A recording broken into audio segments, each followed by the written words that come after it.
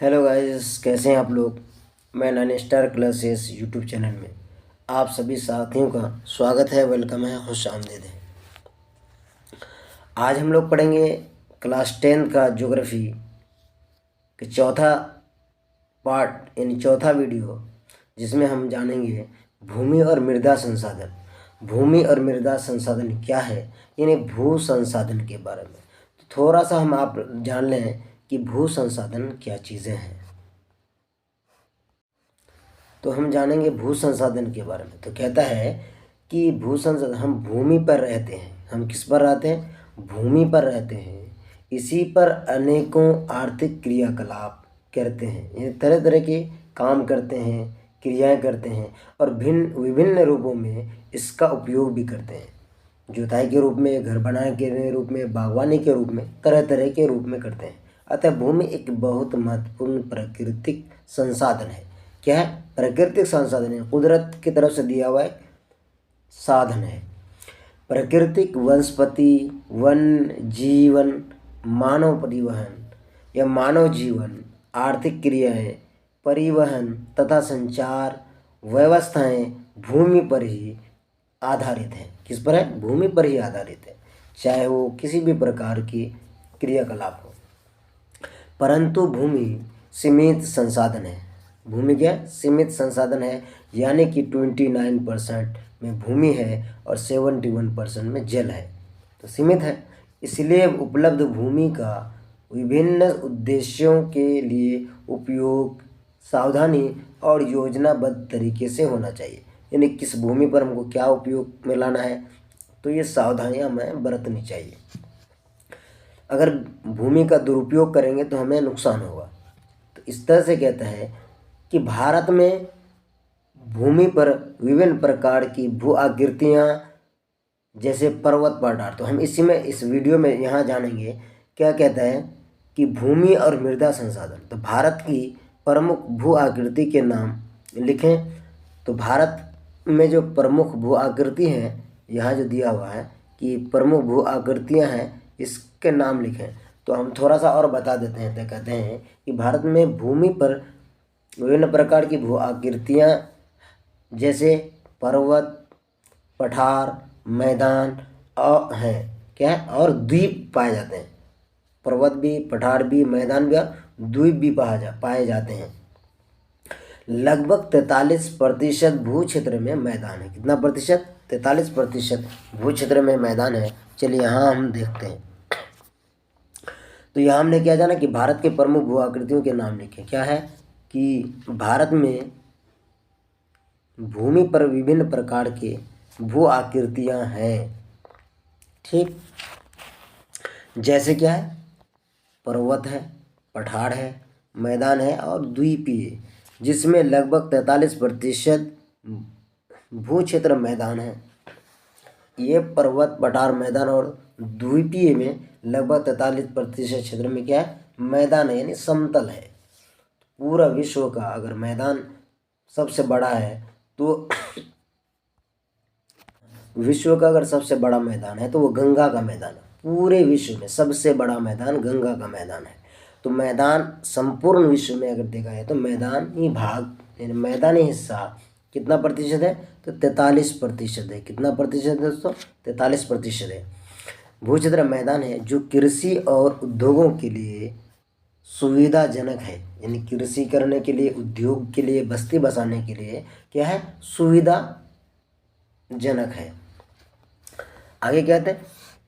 पर्वत पूरे भू क्षेत्र के 30% भाग में, 46% भाग में मैदान है और 30% भाग में क्या है? पर्वत है। उसके बाद 27% में क्या है? आगे देखेंगे। इस तरह देश के क्षेत्रफल का लगभग 27% हिस्सा पठारी क्षेत्र है। हमारे भारत देश का जो 27% जो हिस्सा है वो क्या है? पठारी क्षेत्र है। 30% क्षेत्र क्या है? पर्वतीय क्षेत्र है और 43% क्षेत्र क्या है? मैदानी है। ये हमको याद रखना है, ये तीन चीज़ें हमको याद रखना है, ये ऑब्जेक्टिव में अक्सर पूछता है। चलिए आगे बढ़ते हैं। तो कहते इस क्षेत्र में खनिजों, जीवाश्म ईंधन और वनों का अपार संचय कोष है। किसमें? पठारी और पर्वतीय में। तो इन क्षेत्र में क्या है? जीवाश्म ईंधन का और वनों का अपार संचय। जीवाश्म ईंधन कहते हैं किसे? जैसे पेट्रोलियम हुआ, गैस हुआ, डीजल हुआ, ये जीवाश्म ईंधन है। कोयला, ये सारे के सारे जीवाश्म ईंधन। तो यहाँ हमको समझ में क्या आया? यहाँ हमको क्या समझ में आया दोस्तों? तो हमको यहाँ समझ में आया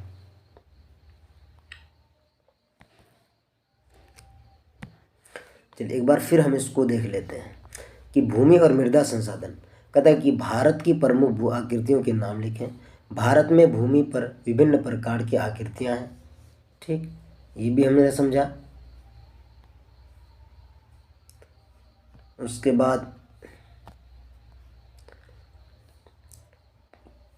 हमने क्या समझा? आकृतियां हैं जैसे पर्वत, पठार, मैदान और द्वीपीय, जिसमें लगभग 43% भाग मैदानी क्षेत्र है। उसके बाद जो कि कृषि और उद्योग के लिए सुविधाजनक है।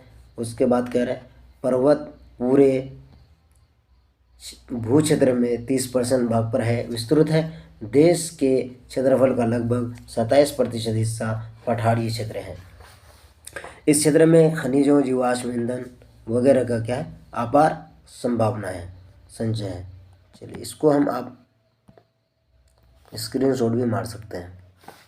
ठीक है, इसको स्क्रीनशॉट आप ले लीजिए। चलिए अगला क्वेश्चन क्या कर रहा है? अगला कह रहा है कि भूमि उपयोग किन किन उद्देश्यों से किया जाता है। भूमि का जो हम उपयोग करते हैं वो किन किन उद्देश्यों से करते हैं, चलिए देखते हैं। तो भूमि का उपयोग करते हैं, भूमि संसाधन का उपयोग निम्नलिखित उद्देश्यों से किया जाता है। सबसे पहला नंबर में क्या है? पहला नंबर में है वन क्षेत्र। क्या है? वन क्षेत्र। जिस भूमि पर वन लगे हों, जिस भूमि पर वन लगे हों या वन लगाने हो तो उसे ही वन क्षेत्र कहते हैं। वन का डेफिनेशन आप क्या समझ रहे हैं? जिस वन क्षेत्र, जिस भूमि पर वन लगे हों या वन लगाने हो तो उसे वन क्षेत्र कहते हैं। समझ में आ गया? दूसरा नंबर पे क्या कह रहा है? दूसरा नंबर में क्या कह रहा है कि कृषि के लिए अनुपलब्ध भूमि है ना। तो अनुपलब्ध जो बेकार है, बंजर तथा कृषि अयोग्य भूमि।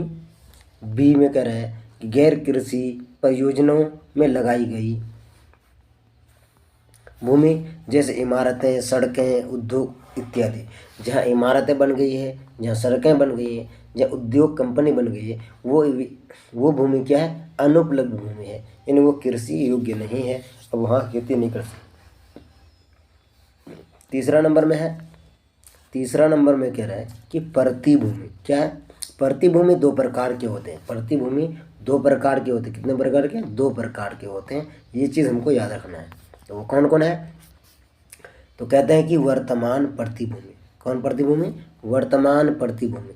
जिस भूमि पर एक साल या उससे कम समय तक फसल नहीं उगाई गई हो तो उसे वर्तमान प्रतिभूमि कहते हैं।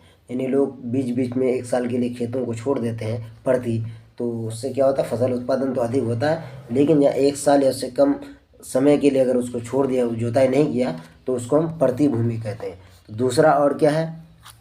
दूसरा में है कि पुरातन प्रति या वर्तमान प्रति के अतिरिक्त प्रतिभूमि। पुरातन प्रति या वर्तमान प्रति के अतिरिक्त प्रतिभूमि।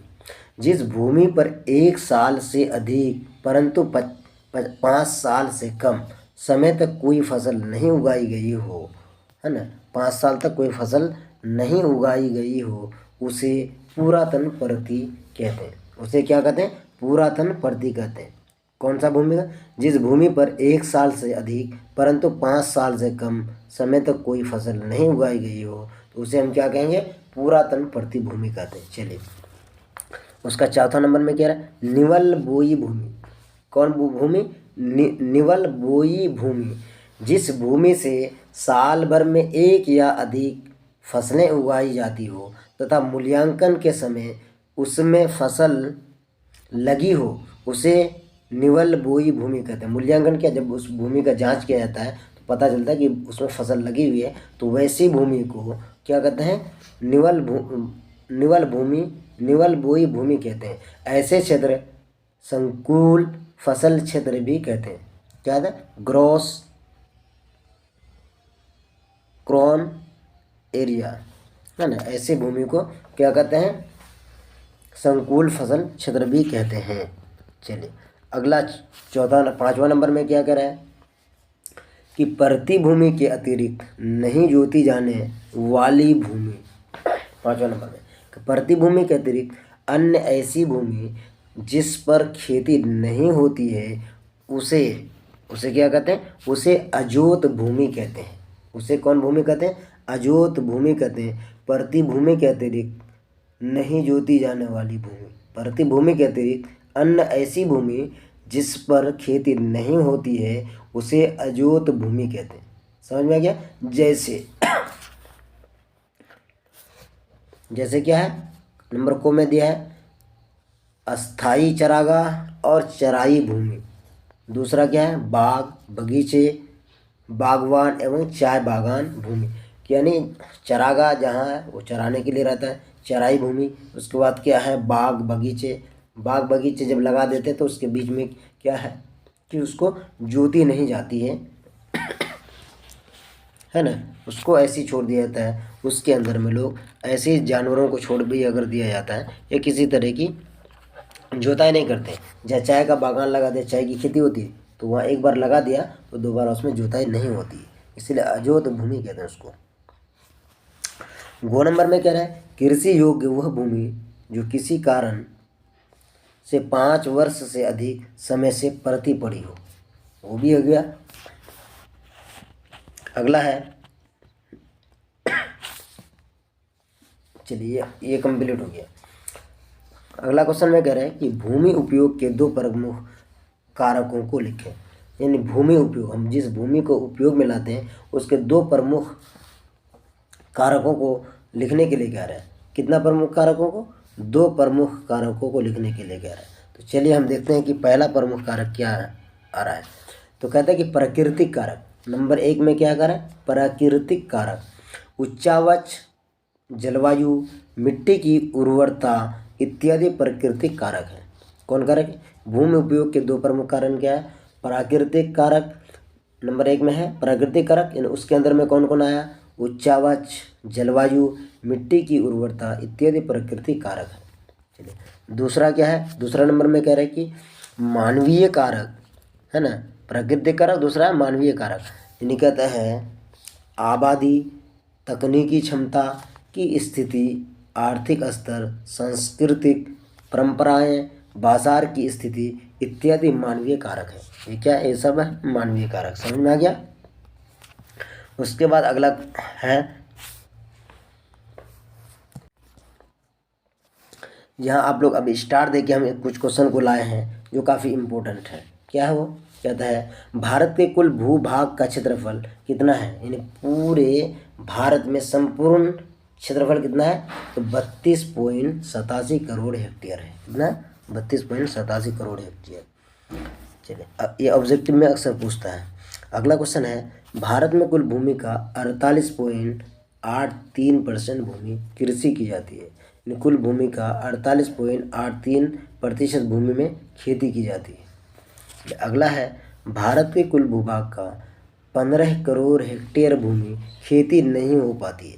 कहता है कि भारत में जो संपूर्ण भूमि है उनमें से 15 करोड़ हेक्टेयर भूमि पर खेती नहीं हो पाती है। उससे आगे है ये स्टार वाला जो है ये काफ़ी इंपॉर्टेंट है, इसको आप लोग ध्यान में रखें, इसको नोट डाउन भी कर सकते हैं आप। हाँ, अगला क्वेश्चन क्या है, मध्य प्रदेश और छत्तीसगढ़ में 190 लाख हेक्टेयर भूमि पर खेती होती है। कहाँ पर, मध्य प्रदेश और छत्तीसगढ़ में 190 लाख हेक्टेयर भूमि पर खेती होती है। अगला है भारत के राष्ट्रीय उत्पादन में कृषि का सहयोग लगभग कितना है, 13.7% है तथा रोजगार के अवसर इसका योगदान 53.8% है। रोजगार के अवसर इससे यानी इस खेती बाड़ी से कितना है, 53.8% है। चलिए अगला क्वेश्चन की तरफ चलते हैं। कहता है कि देश के 32.87 करोड़ हेक्टेयर भूभाग में से 15 करोड़ हेक्टेयर पर पराया खेती नहीं होती है। इसके बारे में हमने ऊपर में भी जाना कि 15 करोड़ हेक्टेयर भूमि पर पराया खेती नहीं होती है। आगे है भारत के 4 राज्य। भारत के कौन कौन 4 राज्य हैं, मध्य प्रदेश, राजस्थान, महाराष्ट्र और उत्तर प्रदेश का क्षेत्र सबसे अधिक है, जिनकी अधिकांश भूमि पर खेती की जाती है। भारत के 4 ऐसे राज्य हैं जिनमें सबसे ज़्यादा खेती की जाती है। मध्य प्रदेश, राजस्थान, महाराष्ट्र और उत्तर प्रदेश, ये इसमें सबसे ज़्यादा भूमि है और यहाँ खेती भी की जाती है सबसे अधिक। चलिए अगला क्वेश्चन है। अगला क्वेश्चन में क्या करें कि भारत के किन राज्यों की अधिकांश भूमि पर फसलें उगाई जाती है। कहते हैं कि भारत का कौन ऐसा राज्य है जिसमें सर्वाधिक भूमि पर खेती की जाती है, सर्वाधिक भूमि पर खेती की जाती है। ये चीज़ के बारे में हम जानेंगे। चलिए, तो वो कौन सा है?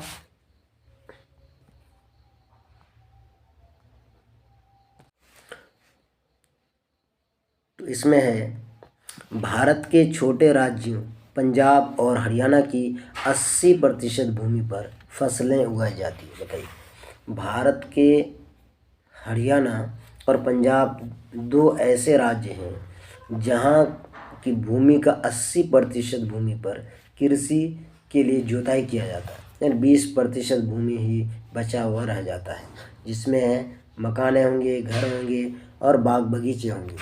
बताइए सबसे अधिक, ये भी इम्पोर्टेंट है, इसको याद रखने योग्य बातें हैं और ऑब्जेक्टिव में पूछता है कि भारत के कौन ऐसे राज्य हैं जहाँ की 80% भूमि पर कृषि की जाती है। अगला है भारत के किन राज्यों में औसतन 10% से कम भूमि पर खेती यानी कृषि की जाती है।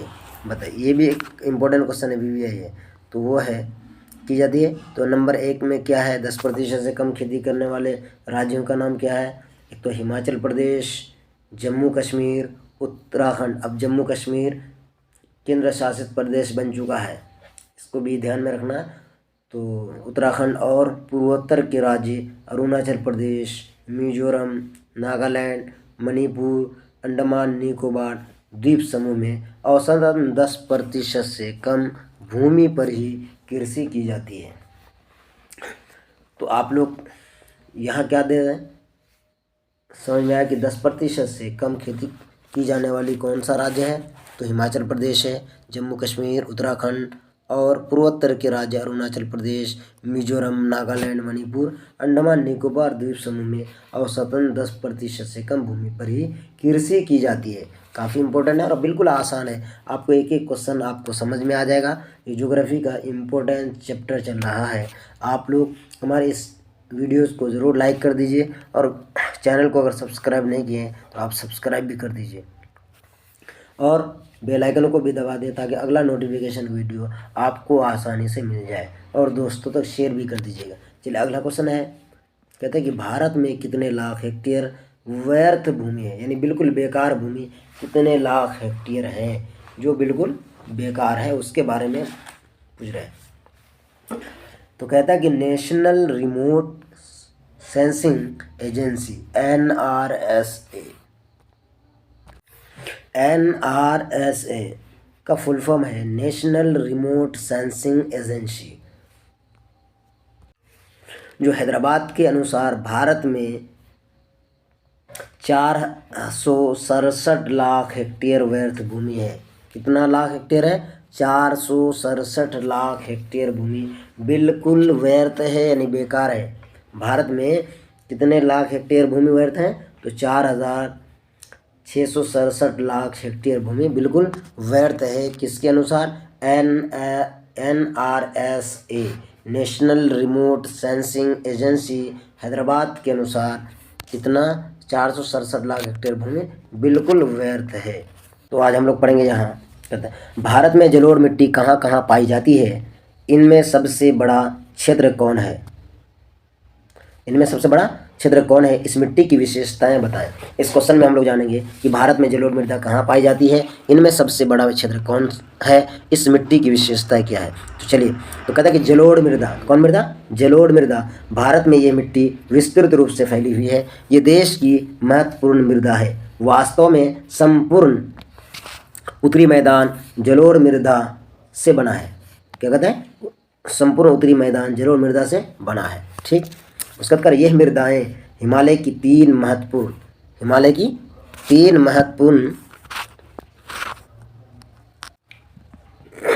तो कहते हैं हिमालय की तीन महत्वपूर्ण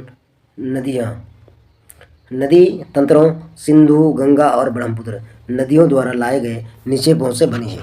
जलोढ़ मृदा निम्न क्षेत्र में पाई जाती है। क्या कहता है कि जलोढ़ मृदा निम्न क्षेत्र में पाई जाती है। तो कौन कौन क्षेत्र में जलोढ़ मृदा पाई जाती है उसके बारे में हम जानेंगे। तो सबसे पहला नंबर में कह रहा है को नंबर में कि महानदी गोदावरी, कृष्णा, कावेरी, गंगा, ब्रह्मपुत्र का डेल्टा, यहाँ जलोढ़ मृदाएं पाई जाती है। अगला है खो नंबर में मध्य प्रदेश में नर्मदा और ताप्ती की घाटियाँ, मध्य प्रदेश में नर्मदा और ताप्ती की घाटियाँ। अगला है पंजाब से असम तक फैला भारत का वृहद मैदान, इसमें क्या है कि यहाँ भी पाया था। उसके बाद अगला है घ नंबर में कह रहा है तमिलनाडु में कावेरी की घाटियाँ, तमिलनाडु में कावेरी की घाटियाँ। अगला है तेलंगाना और आंध्र प्रदेश में गोदावरी की घाटियाँ। इन जगहों में सर्वाधिक मृदा काली मृदा पाई जाती है। इसका सबसे बड़ा क्षेत्र कौन सा सबसे बड़ा क्षेत्र है? पंजाब, गुजरात, हरियाणा, राजस्थान, तमिलनाडु आदि तथा भारत में लगभग 6.4 करोड़ हेक्टेयर क्षेत्र में जलोढ़ मिट्टी यानी फैली हुई है। कौन मिट्टी? जलोढ़ मिट्टी फैली हुई 6.4 करोड़ में फैली हुई है। अब इस मिट्टी की विशेषता क्या है? जलोढ़ मिट्टी की विशेषताओं के बारे में हम जानेंगे। इस मिट्टी की विशेषता क्या है इसके बारे में थोड़ा सा हम चलते हैं कि इसकी विशेषताएं क्या है। नंबर 1 में कह रहा है कि जलोढ़ मृदा में नाइट्रोजन और जीवाश्म का मात्रा में विद्यमान है। क्या है? जलोढ़ मृदा में नाइट्रोजन और जीवाश्म कम मात्रा में विद्यमान है, यानी बिल्कुल कम फैला हुआ उसमें नाइट्रोजन की मात्रा कम है। चलिए अगला है इस मिट्टी की आयु के आधार पर इसे बांगर और खादर भी कहा जाता है। ये ऑब्जेक्टिव में भी पूछता है 2 नंबर का। इस मिट्टी की आयु के आधार पर, आयु यानी उम्र, मिट्टी की उम्र होती है, इसे बांगर और खादर भी कहा जाता है। इसको याद रखना है दोस्तों आप लोगों को। उसके बाद कहता है कि जलोढ़ मिट्टी की परतें पानी द्वारा बहकर जमा होती है। क्या है? जलोढ़ मिट्टी जो है उसकी परतें, जो ऊपर का हिस्सा जो होता है 1-2 सेंटीमीटर, वो पानी के द्वारा बहा करके उसको लाया जाता है और वो ला करके वो जमा हो जाता है। कभी कभी आप लोग देखते हैं कि जब हमारे इलाके में, बिहार में खास करके, जो उत्तरी और पूर्वी बिहार में जब अचानक फ्लड आ जाती है, सैलाब आ जाता है, तो क्या होता है कि पानी बिल्कुल मिट्टी में मिला हुआ आता है और वो धीरे धीरे जब पानी बैठने लगता है तो उसके ऊपर में परत जम जाती है, तो वो मिट्टी जो है ना वो काफ़ी ताकतवर मिट्टी होती है और उसी तरीके से ये जमा हो जाती है। चलिए अगला है तीसरा नंबर में कह रहा है, तो तीसरा नंबर समझ में आ गया। जलोढ़ मिट्टी की परतें पानी द्वारा बहकर जमा होती है। चौथा नंबर में कह रहे हैं इस मिट्टी में सभी प्रकार के खाद्यान्न, क्या है? सभी प्रकार के खाद्यान्न यानी दलहन, कपास, गन्ना और सब्जियां उगाई जा सकती है तथा पूर्वी भारत जूट का भी उत्पादन है। पूर्वी भारत में जैसे हमारे बिहार में जूट की खेती होती है, जैसे आपको मधेपुरा हो गया, किशनगंज हो गया, कटिहार हो गया, अररिया हो गया, पूर्णिया हो गया। तो अभी आपको जानकारी ये होनी चाहिए कि बिहार के सबसे ज़्यादा पूर्णिया जिला में जूट की खेती होती है। किस जिला में? सबसे ज़्यादा पूर्णिया जिला में जूट की खेती होती है। तो ये आपको पता चला कि इन भूमि में कौन कौन सी फसलें होती है। तो कहते हैं तिलहन, कपास, गन्ना और सब्जियां उगाई जा सकती है तथा पूर्वी भारत जूट का भी उत्पादन है। 5वां नंबर में कह रहा है कि बिहार, है ना, 5 नंबर कह रहा है बिहार में बाल मिश्रित जलोढ़ मिट्टी को दियारा की मिट्टी कहते हैं। इंपॉर्टेंट क्वेश्चन है BBI कि बिहार में बाल मिश्रित जलोढ़ मिट्टी को दियारा की मिट्टी भी कहते हैं। ये मिट्टी मक्का उत्पादन के लिए सर्वोत्तम है। कौन सा? ये मकई की खेती के लिए बिल्कुल सर्वोत्तम है। अगला है कि काली मिट्टी कहाँ पाई जाती है और इसकी विशेषताएं क्या है। हम काली मिट्टी के बारे में जानेंगे। तो काली मिट्टी सबसे ज़्यादा कहाँ? महाराष्ट्र में पाई जाती है। तो यहाँ हम देखते हैं कि काली मिट्टी को कुछ स्थलों पर इसे रेगूर भी कहते हैं। कौन मिट्टी? रेगूर मिट्टी भी कहते हैं इसको। इसका निर्माण दक्षिण क्षेत्र के लावा वाले बेसाल्ट भागों में हुआ है, जहाँ अर्धशुष्क भागों में इसका रंग काला पाया जाता है। कैसा पाया जाता है? इसका रंग काला रंग पाया जाता है। और भारत में काली मिट्टी वाली भूमि का क्षेत्र 6.4 करोड़ हेक्टेयर है। इसमें भी 6.4 करोड़ हेक्टेयर ये भूमि काली मृदा वाली भूमि है, बहुत है। उसका कहता है कि ये सबसे ज़्यादा कहाँ है? महाराष्ट्र का बड़ा भाग, गुजरात का, सौराष्ट्र, मध्य प्रदेश, तेलंगाना आंध्र प्रदेश, छत्तीसगढ़, कर्नाटक एवं कृष्णा और गोदावरी घाटी तमिलनाडु, राजस्थान और उत्तर प्रदेश के क्षेत्र में काली मिट्टी पाए जाते हैं। तो आपको मैंने पहले बताया कि सबसे अधिक क्या है, महाराष्ट्र में पाई जाती है, और महाराष्ट्र काली मृदा में सर्वाधिक फसल जैसे कि होता है कपास की खेती सबसे अधिक होती है। अब इसकी विशेषता जाने, काली मृदा कहाँ से और कैसे कैसे बनता है, तो आपको पता चला कि गोदावरी कावेरी की चट्टान यानी बेसाल्ट से बह कर के आकर के इस तरह की मिट्टी का निर्माण हुआ है। तो इसकी विशेषता को हम लोग जानेंगे। इसकी विशेषता क्या है, ये मिट्टी बहुत उर्वर होती है, इसमें सभी प्रकार के खाद्यान्न यानी कपास, देखिए सबसे पहला नंबर में क्या आ गया, कपास आ गया, यानी कपास की खेती सबसे अधिक होती है। कपास, तिलहन, सूर्यमुखी, गन्ना आदि एवं विभिन्न प्रकार की सब्जियां, खट्टे फल, तंबाकू का उत्पादन अच्छी तरह होती है इन मिट्टी में। कौन मिट्टी में, काली मिट्टी में। तो चलिए आगे हम देखते हैं फटाफट। लाल मिट्टी कहाँ पाई जाती है और इसकी विशेषताएं बताएं। लाल मिट्टी, इसकी विशेषताएं क्या है, तो लाल मिट्टी का निर्माण लोहे और मैग्नीशियम, किसका, लोहे और मैग्नीशियम के खनिजों से युक्त रवेदार और रूपांतरित अग्नि चट्टानों के द्वारा होता है। किसके द्वारा, रूपांतरित अग्नि चट्टानों के द्वारा होता है। इसका रंग लाल इसलिए होता है कि इसमें लोहे की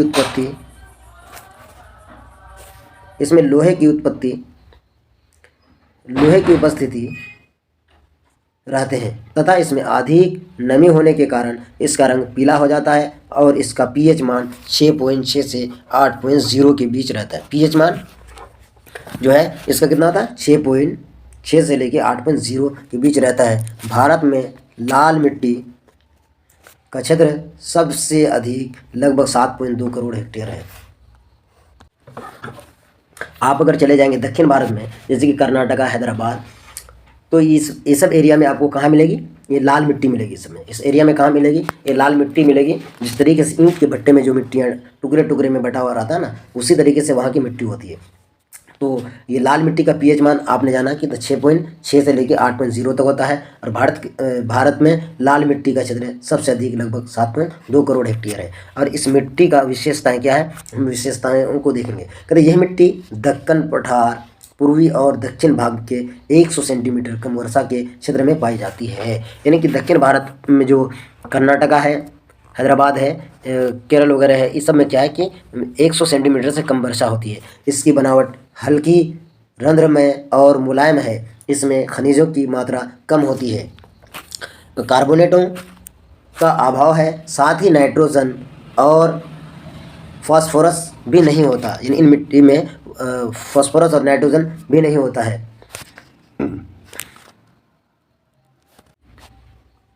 और कहते हैं कि चूना भी कम मात्रा में उपलब्ध रहता है। क्या, चूना है ना, चूना की भी मात्रा, जैसे कि नाइट्रोजन और फास्फोरस भी तो कम ही है, लेकिन चूना की भी मात्रा कम उपलब्ध रहता है इसमें। चलिए अगला क्वेश्चन की तरफ देखते हैं। उसके बाद करें, इसी का दूसरा पॉइंट करें कि यह मिट्टी तमिलनाडु के प्रायः 2/3 भाग में पाई जाती है। कहाँ, तमिलनाडु में। इस मिट्टी में सभी फसलें उगाई जा सकती है। कौन फसलें, सभी फसलें उगाई जाती है, परंतु धान, तंबाकू, रागी, मूंगफली, आलू और सब्जियों का उत्पादन अधिक होता है तथा निचले भागों में गन्ने की खेती भी की जा सकती है। तीसरा पॉइंट में है इसका, तीसरा पॉइंट में कह रहा है कि इस मिट्टी में, तीसरा पॉइंट में क्या कह रहा है, इस मिट्टी में हवा मिली होती है, अतः बुआई के बाद सिंचाई करना आवश्यक है जिससे बीज अंकुरित हो सके। अगर इसमें हवा भरी रहती है और सूखी रहती है, अगर बीज बोने के बाद इसको अगर सिंचाई नहीं करेंगे तो इसमें बीज अंकुरित नहीं होंगे, यानी उसका बीज का पौधा नहीं निकलेगा। अगला है, कहते हैं कि अगला क्वेश्चन क्या कहता है, भूमि किस प्रकार महत्वपूर्ण संसाधन है। कहता है कि भूमि किस प्रकार महत्वपूर्ण संसाधन है, इसके बारे में जानेंगे। तो कहते हैं कि भूमि एक महत्वपूर्ण संसाधन है। भूमि पर ही मिट्टी मिलती है जिसमें कृषि, खेती बाड़ी की जाती है। भूमि पर ही मानव आवास मिलता है जिस पर गांव, शहर, नगर, महानगर बसाते हैं, उद्योग धंधे चलाते हैं, पशुपालन आदि होता है। यहाँ तक कि भूमि में सभी प्रकार का संसाधन मौजूद है, इसलिए भूमि एक महत्वपूर्ण संसाधन है। आपको अगर पूछेगा कि भूमि किस प्रकार का संसाधन है, तो ये सब बातें आप लिख देंगे, का बहुत है। उसका बाद मिट्टी कटाव के 2 रूप और मिट्टी संरक्षण के कोई 3 उपाय बताएं। मिट्टी कटाव के 2 रूप और मिट्टी संरक्षण के कोई 3 उपाय बताओ। तो चलिए देखते हैं क्या है। मिट्टी का कटाव मुख्यतः जल से होता है। मिट्टी का कटाव मुख्यतः जल से होता है। इसके विभिन्न रूप यानी प्रकार हैं। नंबर 1 परतदार क्षरण, क्या नंबर 1 में परतदार क्षरण। नंबर 2 में कह रहे हैं कम ढाल की भूमि पर तेज वर्षा के बहते जल के साथ इसकी वनस्पतियां कट कर बह जाती है। ये प्रक्रिया धीरे धीरे होती है। अगला है खुरदरा क्षरण। कौन सा क्षरण? खुरदरा, यानी बिल्कुल ऊंचा नीचा है। परतदार कटाव के बाद है ना बची मिट्टी का ऊपरी भाग बहुत मुलायम या कमज़ोर हो जाता है, जो बाढ़ में होने वाली बारिश होने पर अनलिका का रूप ले सकता है। किसका? अनलिका का रूप ले सकता है। अगला है अनलिका क्षरण यानी कटाव। अनलिका क्षरण यानी अनलिका, कटाव को अनलिका कहा जाता है। अगला है क्या कि बहुत तेज़ वर्षा के बाद ज़मीन पर जब नालीदार कटाव हो तो इससे उर्वरा मृदा बह जाती है। क्या होती है? बह जाती है। उसके बाद बची भूमि अनुर्वर या बंजर हो जाता है, यानी ऊपर का हिस्सा जो बह करके जब चला जाएगा तो नीचे वाला हिस्सा क्या है? बंजर वाला बच जाएगा, यानी ऊपर का जो उर्वरता जो शक्ति है वो बह जाता है। जहाँ कीचड़ जमा हो जाता है, चंबल की घाटी या बीहड़ इसी प्रकार के बने हैं। चंबल की घाटी क्या है? इसी प्रकार का बना है। अगर कि मृदा का संरक्षण यानी उसका हिफाजत कैसे कर सकते हैं? तो मिट्टी के कटाव तथा भूमि निम्नीकरण से मिट्टी उर्वरता की कमी को रोकने की प्रक्रिया को मृदा संरक्षण कहते हैं। मृदा संरक्षण ये VVA क्वेश्चन है, इसलिए आप इसको थोड़ा सा समझ लीजिए अच्छे तरीके से, है ना। तो क्या है? मिट्टी के कटाव तथा भूमि निम्नीकरण से मिट्टी उर्वरता की कमी को रोकने के प्रयास को मृदा संरक्षण कहते हैं। चलिए अगला क्वेश्चन। तो मृदा संरक्षण की योजनाएं किसानों के अनुभव तथा विशेषज्ञों की सलाह से निम्नलिखित मृदा संरक्षण उपयोग हो सकते हैं। कौन कौन? नंबर 1 में क्या कह रहा है? भूमि उपयोग नियोजन, अर्थात भूमि के उपयोग या भूमि के उत्पादन सामंजस्य करना, वन कृषि तथा अन्य उपयोगों में समुचित आवंटन। ठीक है। अगला है दूसरा नंबर में क्या करें? फसल चक्रण। फसल चक्रण क्या है? जिसको कहते हैं क्रॉप रोटेशन, अपनाना, जिससे मिट्टी की एक ही तत्व का शोषण न हो, यानी बीच बीच में फसल को बदल करके लगाना, उसको फसल चक्रण कहते हैं। कभी धान के बाद मक्का लगाए तो कभी धान के बाद क्या लगा देना? दलहन फसल लगा देना है या तिलहन फसल लगा देना है। चलिए, तो ना हो मिट्टी चक्र से मिट्टी में जैव पदार्थ और नाइट्रोजन की आपूर्ति होती रहती है तथा मिट्टी में विषालयुक्त जहरीला पदार्थों का विकास नहीं हो पाता है। दूसरा नंबर में है इसका, कहता है कि मरुस्थलीय क्षेत्र में सुचारू रूप से सिंचाई की व्यवस्था करना। क्या करना? सिंचाई की व्यवस्था करना। चलिए अगला है, इसी का चौथा कारण है भूमि को परती छोड़ना हो तो उसमें आवरण फसलें यानी कवर क्रॉप लगाई जाए ताकि मिट्टी को जैव पदार्थ तथा हरी खाद की प्राप्ति हो सके। चलिए अब मृदा के गुण लिखें। मृदा का क्या गुण है उसके बारे में हमको लिखने के लिए कह रहा है। तो मृदा का गुण क्या है? मृदा के गुण लिखें। मृदा के भौतिक और रासायनिक उसकी उर्वरता का निर्धारण करता है। क्या? तो मृदा के भौतिक और रासायनिक उसकी उर्वरता का निर्धारण करता है। जैसे भौतिक गुण के 3 प्रकार हैं।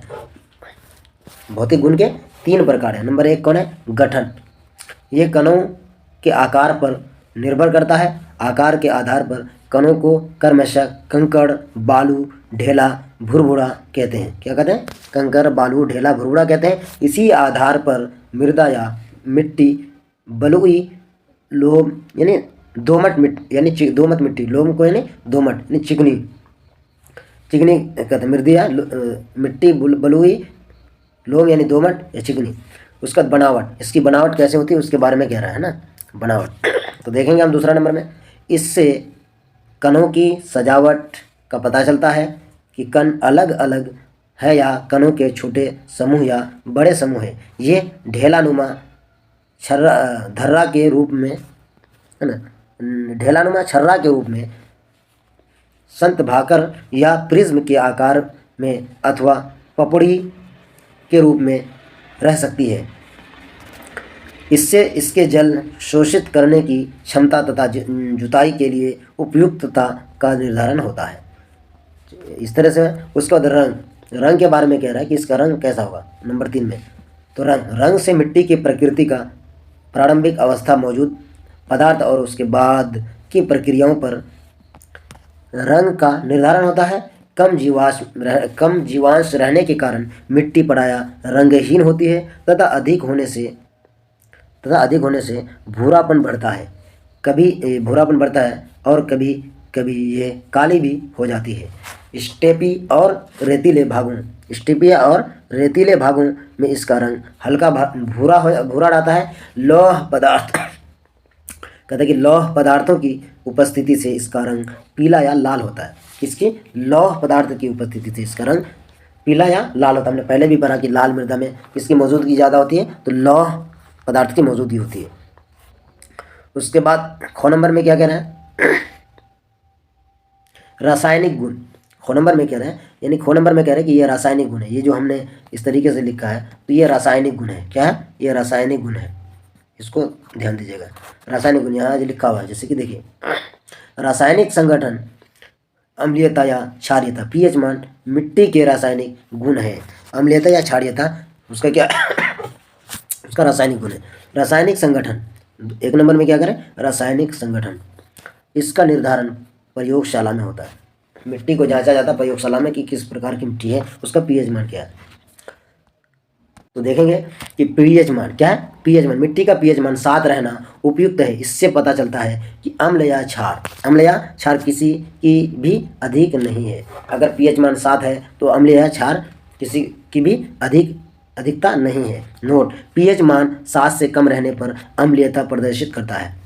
पीएच मान अगर 7 है तो उसका क्या है? अम्लीयता प्रदर्शित करता है, जिसमें धातुओं के ऑक्साइड CO2